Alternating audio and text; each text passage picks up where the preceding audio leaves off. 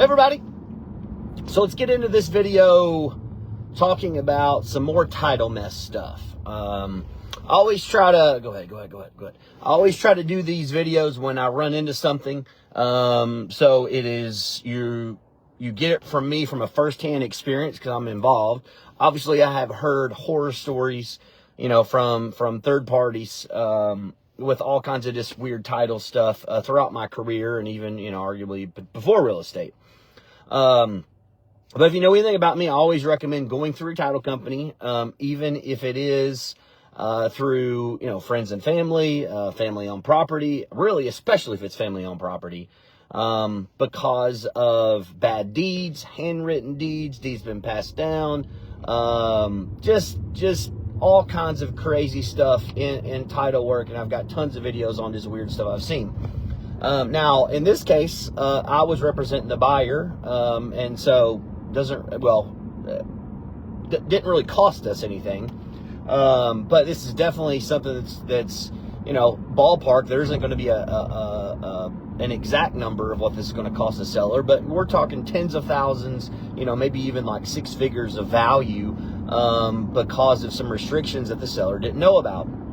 So long story short, have some buyers. We're under contract to buy a duplex in the Maryville area. So duplex is 2 units, and it's on, I'm just going to say 2 acres. Good land. So there's a lot of value in the location and the land here. And the zoning of this, so the zoning per county, per area, it's not in city limits, does allow for subdividing. Of course, you still got to submit the plans to go through the committee, but it's pretty much like a guaranteed thing. You just got to get approval. And it does allow for more multifamily units, right?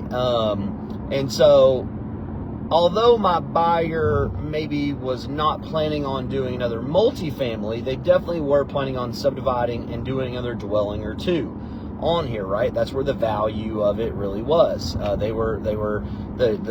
dwelling, the duplex itself was not worth what we were paying for it, but when you tack on the land, yes, right? Because it was really hard to do what they were wanting to do otherwise. So it's like a really good scenario for them.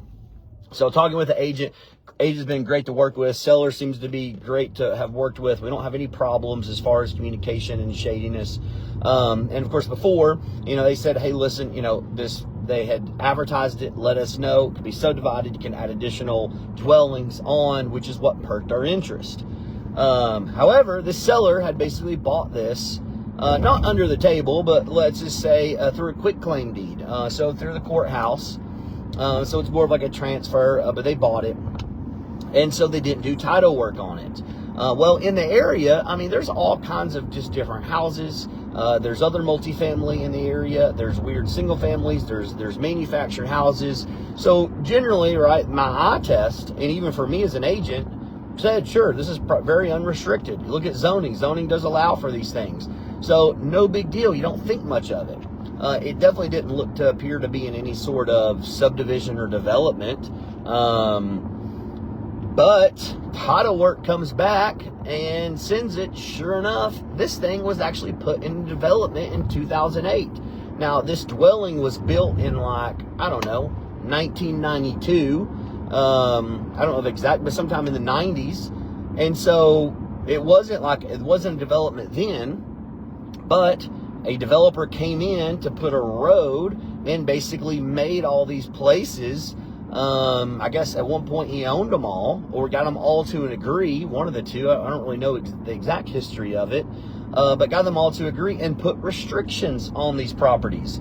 One restriction being, hey, can't do multifamily units. Well, these, and I know for sure at least one other is a duplex in this subdivision. Call it a subdivision now because it's what it is, but no HOA. But there are covenants and restrictions, so they are basically grandfathered in, right? So they were there before this subdivision was put in place. This development made it into a community, and so it says that. It also says no mobile manufactured homes. Well, that was one of the things that they had kind of thought about doing, was putting, a double wide or two out there. And then it says subdividing is only allowed with the county permission, which is regular. We know that. But the developer has to also give permission. So we found out all this stuff. Obviously, it was heartbreaking to my clients and us because we didn't know. And whenever I told the listing agent and he conveyed this to the seller, they didn't know. And I have a good feeling they weren't lying about this. I really do feel they didn't know. So it's shocking to them, right? Because now you're talking the value of something with this land goes way down because it can't be subdivided. There can't be additional units added. So the potential of the land just plummets, the value. And now you're also talking, the amount of buyers that might be interested plummets way down now because it's really duplex, right? It needs to be investor friendly numbers wise. And it's not at the price that they're wanting it.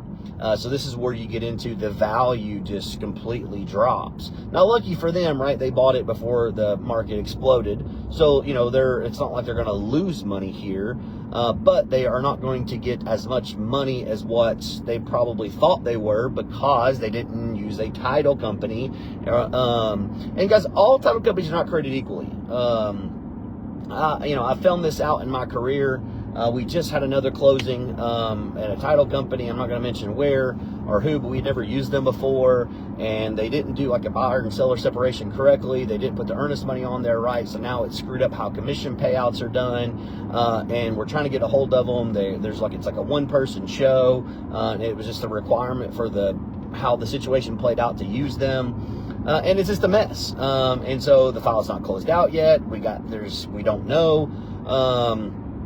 And some of these companies, right, they're not really doing their full due diligence in it. They're just kind of skating by, right? If something happens, they'll just close up shop and create another one. So we use definitely reputable title companies. We have our preferred, and then from there, we definitely have others to choose from in case there are issues. And I've seen issues to where, one title company may require a survey, and we go to another title company, and their attorneys are fine with it because they will still offer the title insurance. And as long as they offer title insurance, you're essentially covered there, and which is the big thing. But yeah, I mean, just a crazy story, how it all kind of wraps up. And, the sellers done their research. They were trying to make sure that, this wasn't something that was not correct, and sure enough, it ended up being correct. They actually did able to track down the developer and talk to the developer, and he refused to sign off on getting subdivided. So again, it just killed the value for them. And you don't want to wind up in the situation. And it's, whenever I say this, is most situations that you really find this is whenever something's bought, from friends or family or from a friend of a friend, right? And mainly cash deals, right? Because usually if you are getting loans, your lender's going to require a title company, and they're going to require you to pay for their title insurance on it, which is we always encourage for you to additionally also get your own title insurance. But if lenders are going to require you to pay for it, why wouldn't you just pay the extra? It's all based on price point and stuff, but just pay the extra, usually a couple $100 more. Go ahead and get the dang title insurance if you plan on holding on to it. But yeah, crazy story. As always, guys, if you ever have questions, feel free to holler. But wanted to share this one. This one just happened to us really in this last week. We've learned about it, and devastating news to the seller, which I'm glad that I did not help them buy that because they would probably be mad at you. See ya.